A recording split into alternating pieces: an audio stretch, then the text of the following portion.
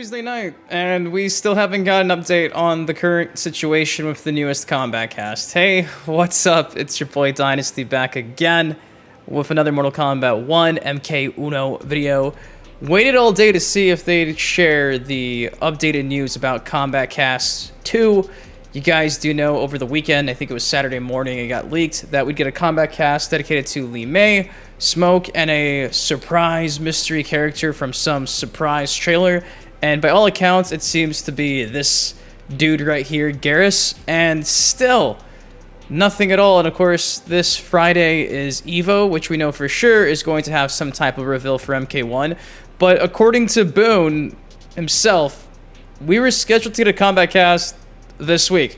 So at the very latest now, I'd say tomorrow is the announcement, and then Thursday is the combat cast. I don't know, but regardless, today, thankfully, we did get some type of news for MK1, and that was the bio for Geras. So we'll be reading the bio for Geras today. If you guys are still hyped, regardless of the lack of updates from NetherRealm and this weird pre-Evo, post-surprise Saturday reveal at DreamCon, drop a like on the video. Again, thank you for the recent limited support on the content. And without further ado, let's read the story origins for Geras in this timeline, who seemingly is familiar with every single timeline. He's never been a bad guy, he's just been the protector of time. So first things first, says Geras, Sentinel of the Hourglass. Reconstructed by Liu Kang at the dawn of his new era, Geras remains eternal and unkillable. He retains the memories of all the innumerable timelines he has watched pass and fade. So, when Liu Kang made his new era, one of the first things he did was wipe Hanzo Hasashi off the face of the planet, but he brought back Geras. Him being eternal and unkillable is pretty cool.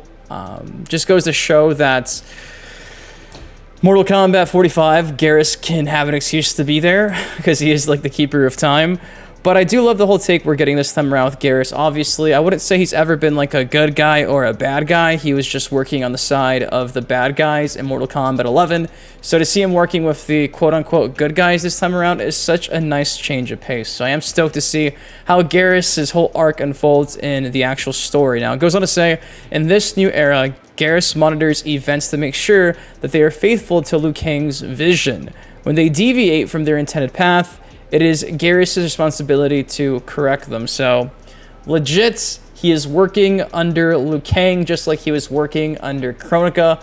And the last timeline, except this time, again, the events seem to be a lot more good guy oriented as far as we know. Seems like Liu Kang isn't evil. So, maybe the Grandmaster scheme here in this new era is, it happens again. And Geras is just like the right-hand man for an evil fire god Liu Kang in a few Mortal Kombat games. Like currently right now, it seems like Geras is doing good deeds, it seems. At the very bottom it says, as threats begin to mount, Geras works tirelessly to defend reality, but to succeed, he must first identify the mastermind behind the plot to destroy Liu Kang's new era. Now, I'm seeing some people saw that quote and were automatically assuming that this meant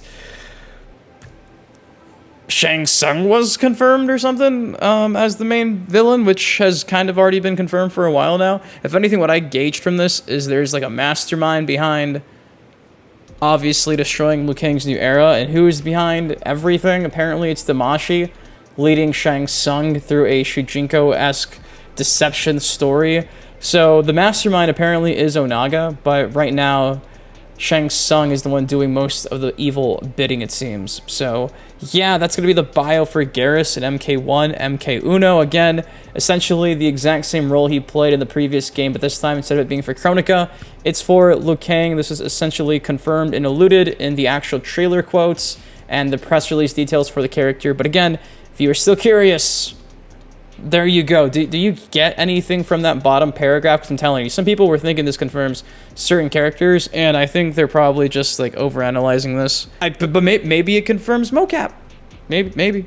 Just earlier in my feed, I saw that Super posted a video breaking down Geras' bio, and he also mentioned how Could this potentially be some type of Reptile tease for MK1, MK1? Now, of course, we do know that Reptile's confirmed, courtesy of the leak, which has been legit so far, to be part of the game's base roster, but we have not seen anything at all for Reptile, which is nuts because, again, the game's dropping in just a few weeks. He's one of those few characters you've seen nothing of, same with, like, General Shao. So, thing is here is this is an image by Even Koala Soria. I probably completely butchered the @ there. But this is going to be a ninja-looking version of Reptile. Very human-esque, but still has, like, the classic claws. Here's the entire sketch right here. Like, the perfect medium of him being a full-blown ninja and also, like, a reptilian with the features here. You can see his hands are still reptilian. His face is still reptilian. I like it a lot. And obviously, here's this giant tongue for his fatalities. I really like the entire look. It also gives, like, Mortal Kombat 1 Scorpion Sub-Zero smoke vibes. Very minimalist and messy. Like, that's all they did for Reptile, is just make it a bit more messy and, you know, cut up here, which I think is perfect. The scales on the hood is also a really nice touch. So some people were thinking that this kind of is maybe a tease for Reptile, because Boon tweeted this out. I think it's just Boon giving props to all the recent artists, but never say never. Regardless, Reptile should be dropping soon. Probably going to be one of the last characters revealed based on the way things are going. We still haven't even seen Sindel revealed, or Reiko, or Mataro. So, will there be a Creatures trailer with Mataro and Reptile? We already got Baraka. We'll have to wait and see. I am intrigued also to see what he looks like this time around. You guys do know, I love the Deadly Alliance Reptile look, but it seems like I'm in the minority. Seems like most people like a more human take on Reptile. Here's my thumbnail from a few years ago. I'm just saying, this is, I think, my favorite version of Reptile all time. It just gives, like, Pokemon Totodile vibes. And as a 7-8-year-old playing Deadly Alliance, this was everything for me. So it's got, like, a sentimental value to me. I understand why most people hate it, but I thought this was better than, like, MK4 Reptile. Some people think MK4 Reptile looks good. I think this looks so much cooler. But yeah, I am intrigued to see how he actually looks. Was it a tease from Boon?